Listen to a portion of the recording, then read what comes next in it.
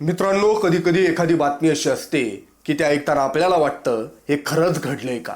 पण जेव्हा तीच बातमी आपल्या महाराष्ट्रात घडते तेव्हा अक्षरशः अंगावरती काटा येतो. आज आपण ज्या प्रकरणाबद्दल बोलणार आहोत ते फक्त एका व्यक्तीचं नाही, विश्वास, अंधश्रद्धा, सत्ता आणि काळ्या रहस्यांचा धक्कादायक संगम हे सगळं प्रकरण नेमकं असंच आहे. मित्रांनो, नाशिकमध्ये घडलेलं हे प्रकरण लोक म्हणायला लागलेत हे महाराष्ट्राचं एप्स्टीन प्रकरण आहे का. कारण इथं सापडलेले पुरावे, इथं उघड झालेले आरोप आणि या सगळ्या मागचं जाळं हे सगळं पाहिलं की अक्षरशः कोणत्याही माणसाचं मन सुन्न होतं.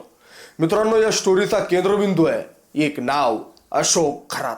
पण लोक त्याला त्या नावानं ओळखत नव्हते. लोक म्हणायचे कॅप्टन, एक असा माणूस जो स्वतःला सांगायचा मी मर्चंट नेव्हीचा अधिकारी आहे, मी 22 वर्ष समुद्रावर सेवा दिली, मी 150 पेक्षा जास्त देश फिरलो आणि या प्रवासातून मी विश्वाचं गूढ समजलो. मित्रांनो, निवृत्तीनंतर हा माणूस अचानक बदलतो. तो म्हणतो मी ब्रह्मांडाचा अभ्यास केलाय. तो म्हणतो मी ऊर्जा, ग्रह, तारे आणि मानवी नशीब यांचं नातं समजावून घेतलंय. आणि मग तो सुरू करतो ज्योतिष, अंकशास्त्र आणि आध्यात्मिक मार्गदर्शन.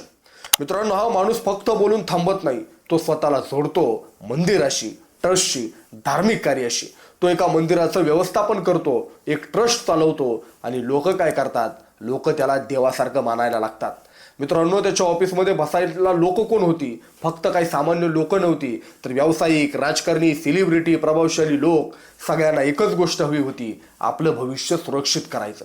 मित्रांनो, हा माणूस काय करायचा माहितीये, तो लोकांना त्यांच्या आयुष्याबद्दल सांगायचा अशा गोष्टी ज्या ऐकून त्यांना वाटायचं हा आपल्याला ओळखतो. तो म्हणायचा तुमच्यावर संकट आहे, कोणीतरी तुमचं नुकसान करतंय, तुमचं नशीब अडकलंय, आणि लोक स्वतःच त्याच्याकडं झुकायचे. मित्रांनो, इथं सुरू होतो सगळ्यात धोकादायक भाग. पहिला, विश्वास निर्माण करायचा. दुसरा, भीती निर्माण करायची. तिसरा, उपाय द्यायचा. पण तो उपाय साधा नव्हता. तो म्हणायचा विशेष पूजा करावी लागेल, गुप्तविधी करावे लागतील, कोणालाही सांगायचं नाही. मित्रांनो, सगळं चालू होतं, लोक येत होती, विश्वास ठेवत होती, त्याचं नाव वाढत होतं. पण एक दिवस एक महिला पुढे येते. ती सांगते की माझ्यावर अत्याचार झालाय आणि हे सगळं झालं धर्माच्या नावाखाली. मित्रांनो, ती महिला सांगते मी काही वर्षांपासून वेगवेगळ्या समस्यांमुळे त्या बाबाकडे जायचे. तो बाबा तिला सांगायचा तुझ्यावर नकारात्मक शक्ती आहे, आणि मग एक एक करून तो तिला अशा विधींमध्ये अडकवतो जिथं विश्वास हळूहळू शोषणात बदलतो. मित्रांनो, तक्रार आल्यानंतर पोलीस थेट ॲक्शन घेतात. ते छापा टाकतात त्याच्या ऑफिसवर, आणि त्यांना जे सापडतं ते पाहून सगळे हादरतात. मित्रांनो, पोलिसांच्या हातात लागतात अनेक व्हिडिओ, अनेक रेकॉर्डिंग.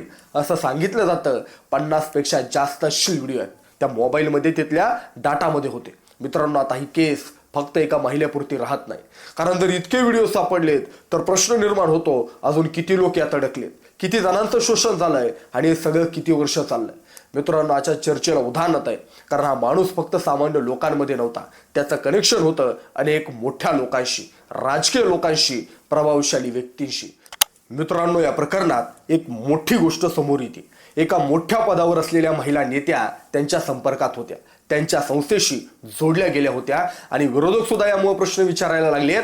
आता ही केस फक्त क्राईम राहत नाही, कारण त्याचा संबंध आता थेट राजकारणात जातोय.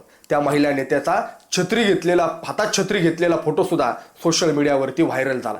जर हा माणूस चुकीचा असेल तर त्याच्याशी संबंध ठेवणारे लोक चुकीचे नाहीत का. मित्रांनो, त्यामुळे या प्रकरणातलं जे काही सत्य आहे ते उभ्या देशासमोर, महाराष्ट्रातल्या सर्वसामान्य जनतेसमोर येणं गरजेचं आहे. पोलिसांचा तपास पूर्ण होणं महत्वाचं आहे. मित्रांनो, आता तपास सुरू आहे. डिजिटल पुरावे तपासले जात आहेत. Mobile data, video, computer data, recording सगळं ॲनालाइज केलं जात आहे. मित्रांनो, पोलीस सांगतायत की ही केस अजून मोठी होऊ शकते, कारण ज्या गोष्टी सापडल्यात त्या पाहता आणखी तक्रारी येऊ शकतात. मित्रांनो, ही गोष्ट ऐकल्यावर एकच प्रश्न उरतो, आपण विश्वास ठेवायचा कोणावर. मित्रांनो, आपल्या समाजात आजही लोक भविष्य सांगणाऱ्यांवरती, गुरूंवर, बाबांवर डोळे बंद करून विश्वास ठेवतात, आणि काही लोक अक्षरशः याचाच फायदा घेतात.